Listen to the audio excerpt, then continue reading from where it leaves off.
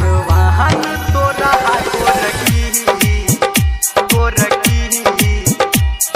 अभी आप सुन रहे हैं धर्मेंद्र निर्मलिया को। भगवान तोरा गोरकी फुर्सत से बनल कहूगे।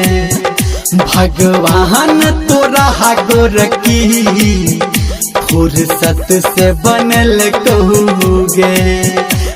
के चांद गगन के नाम जान तोहरा सजल कहूगे। भगवान तोरा गोरकी फुर्सत से बनल कहूगे।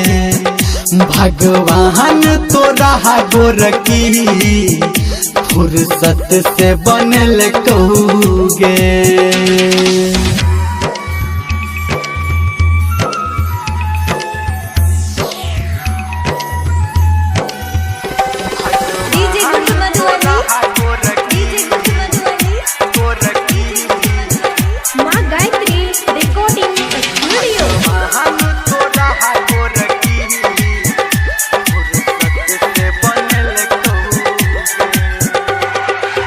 देख देख जादो तोरा जमाना हमारा बना ले अपन दीवाना।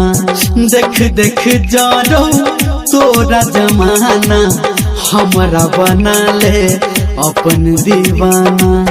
हमारा बना ले अपन दीवाना। तोरा सजल को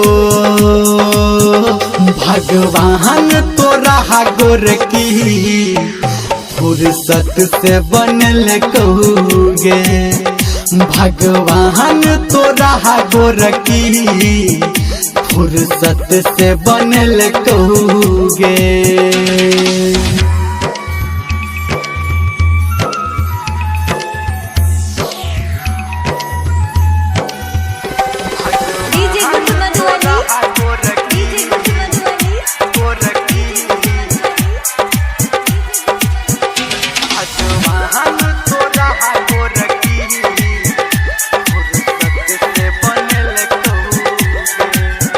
हाँ नजर से अपना बाण चला दे, दिल में बसा के काम चला दे।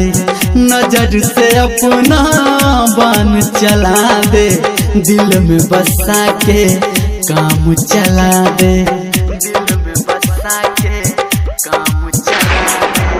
कहो धर्मेंद्र गे भगवान तोरा गोरकी फुर्सत से बनल कहूगे।